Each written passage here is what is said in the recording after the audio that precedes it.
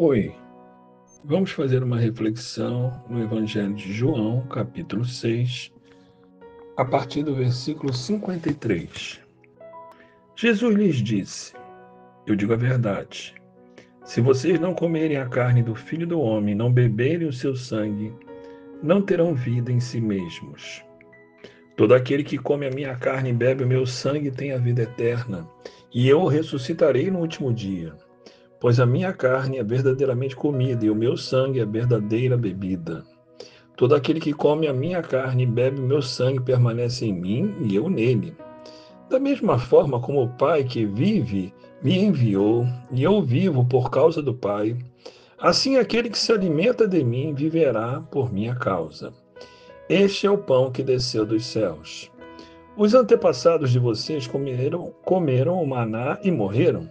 Mas aquele que se alimenta deste pão viverá para sempre.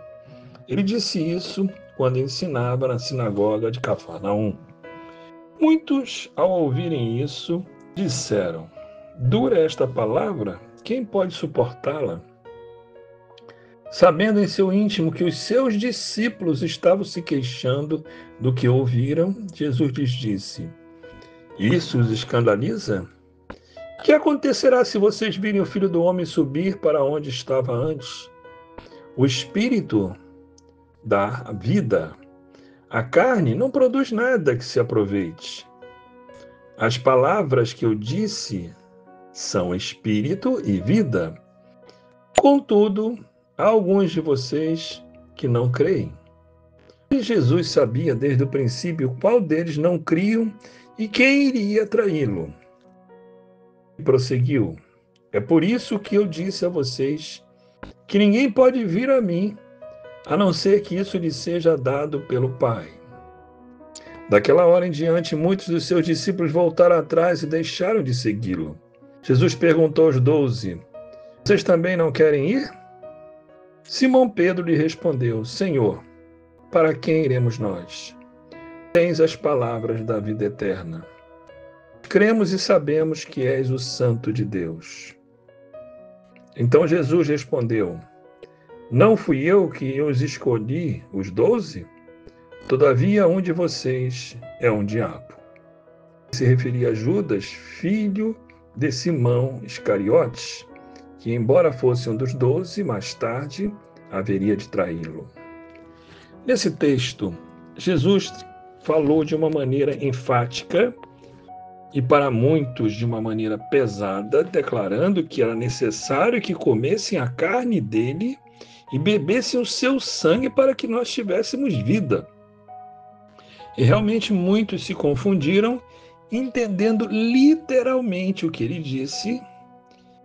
E no meu coração que ele falou isso mais para provar e ver a que nível, até que ponto os seus discípulos o seguiriam. Mas muitos ficaram escandalizados mesmo. Interpretaram a sua palavra de uma maneira escrita, literal, como se fosse aquilo mesmo. E não entendiam que aquilo era uma simbologia. Era necessário, sim, que Jesus oferecesse o corpo dele, o sangue dele, para que nós tivéssemos o complemento e a completa aliança com ele. Aliança que foi completada na morte da cruz, na ressurreição. É necessário, sim, a morte do corpo de Cristo, e o sangue de Cristo é quem nos limpou, nos lavou e nos libertou do pecado. Não que o pecado tenha parado, não é isto, mas que o pecado não terá mais poder de nos levar para o inferno, já que a vida de Cristo, o sangue de Cristo, fez toda a diferença. Porém, falando desta forma, a um grupo de pessoas que estavam conhecendo Jesus naquele tempo, naquele momento, e Jesus nem era reconhecido por todos como o Senhor da glória. Ele estava chegando, ele estava sendo o implantador do Evangelho. O problema e a dificuldade é que também os discípulos ficaram meio assustados. Vários discípulos desistiram e foram embora. Mas Jesus enfatiza no versículo 63 no capítulo 6, o Espírito dá a vida. A carne não produz nada que se aproveite. As palavras que eu disse anteriormente são Espírito e vida. Eu não estava mencionando o corpo e o sangue como a razão. Vocês teriam que morder o meu braço, beber, não. É uma maneira simbólica de dizer vocês têm que estar inseridos, integrados e completamente ligados a mim pelo poder do Espírito. Porque no 63, logo no início, ele fala: o Espírito é quem dá a vida. Mas alguns titubearam e se afastaram, não entenderam. Outros permaneceram, prevaleceram, ficaram firmes na sua conduta. Mas Jesus sabia desde o princípio qual deles iriam crer e quem o iria trair. Não tinha nada novo para Jesus.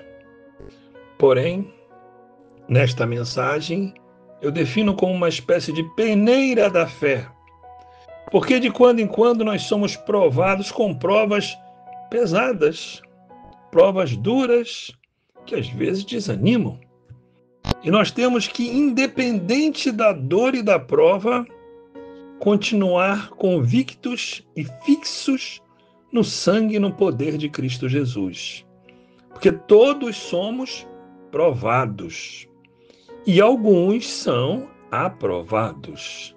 É necessário vencer a prova. E por isso mesmo ele perguntou aos discípulos, agora aos 12, querem voltar para trás? Querem desistir também? Também querem ir? E Simão Pedro, de imediato, responde: para quem iremos nós? Tu tens a palavra da vida eterna. Nós cremos e sabemos que és o Santo de Deus. Pedro falou a verdade. Pedro confessou que a razão primária de seguir Jesus não era principalmente porque tudo ia bem, maravilhosamente alegre e feliz, não. Mas porque nele estava a vida. Nele estaria a eternidade. O céu dependia de Cristo e nós só estaríamos no céu por Cristo Jesus. E assim é até hoje. Sem Cristo é impossível chegarmos ao céu. Deus mesmo determinou isso. Pedro percebeu isso. Pedro respondeu com sabedoria.